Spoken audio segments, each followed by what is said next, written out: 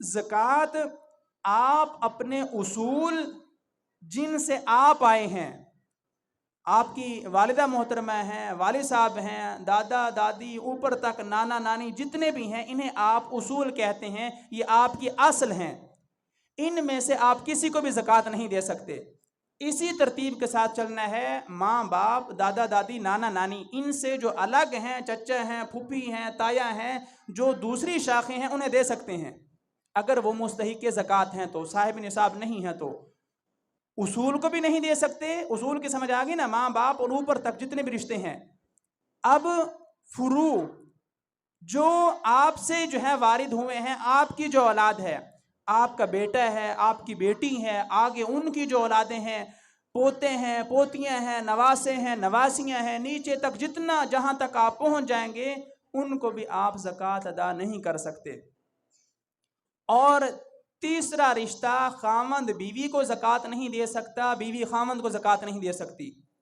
یہ تین لوگ ہیں کہ جن کو زکوٰۃ نہ دینا جو ہے وہ ضروری ہے۔ آپ انہیں زکوٰۃ دیں گے تو زکوٰۃ ادا نہیں ہوگی۔ اپنے اصول، اپنے فروع اور زوجین، میاں بیوی کو نہیں دے سکتا، بیوی میاں کو نہیں دے سکتی۔ اور ایک چوتھی صورت ہے، لیکن چونکہ وہ آج کل نہیں پائی جا رہی، اس وجہ سے میں بیان تو کر دیتا ہوں لیکن اس کی ضرورت نہیں ہے۔ وہ کیا ہے کہ مالک جو ہے وہ غلام کو زکوٰۃ نہیں دے سکتا، کیونکہ غلام کی ملکیت میں جتنا بھی مال ہے وہ مالک کا ہی ہے، تو اس وجہ سے آپ اسے بھی زکوٰۃ نہیں دے سکتے۔ یہ ایک چوتھی صورت ہے، لیکن آج کل اس کی ضرورت نہیں ہے، چونکہ غلامی کا وہ تصور نہیں ہے۔ آج کل ہم دوسری طرح کے غلام ہو چکے ہیں، اور جو پہلے والے غلام تھے ہم سے، میرے خیال ہے وہ بھی زیادہ بہتر تھے۔ تو بہرحال ان کو زکوٰۃ آپ نہیں دے سکتے۔ ان کے علاوہ لوگوں کو فقیر ہے، ایسا مالدار جس کے پاس مال ہے لیکن نصاب سے کم ہے، آپ اسے زکوٰۃ دیں گے، زکوٰۃ ادا ہو جائے گی۔ اور ساتھ چلو یہ مسئلہ بیان کر دوں، ہر بندے کے لیے، غریب کے لیے ہاتھ پھیلانا جائز نہیں ہے۔ اسلام نے بڑا سختی کے ساتھ منع کیا ہے، اور یہ بھیکاری پن جو ہے اسلام میں اس کا کوئی تصور نہیں ہے۔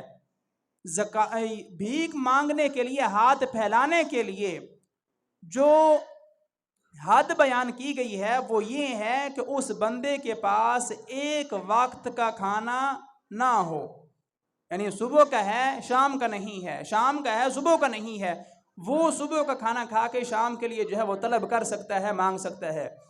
اور اس کے لیے بعض علماء نے جو ہے وہ 50 درہم مقرر کیے ہیں کہ جس کے پاس 50 درہم سے کم مال ہے تو وہ بھی سوال کر سکتا ہے۔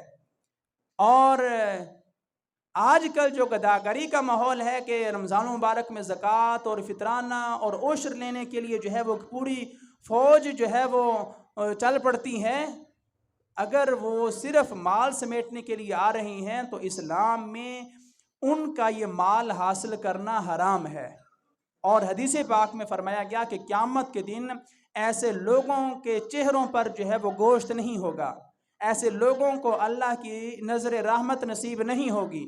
اور ایسے لوگ جو ہیں جو صرف مال بڑھانے کے لیے سوال کرتے ہیں، حالانکہ مال ان کے پاس ہوتا ہے لیکن صرف مال زیادہ کرنے کے لیے، بڑھانے کے لیے وہ سوال کرتے ہیں، تو ان کا سوال کرنا حرام ہے اور انہیں دینا بھی جائز نہیں ہے۔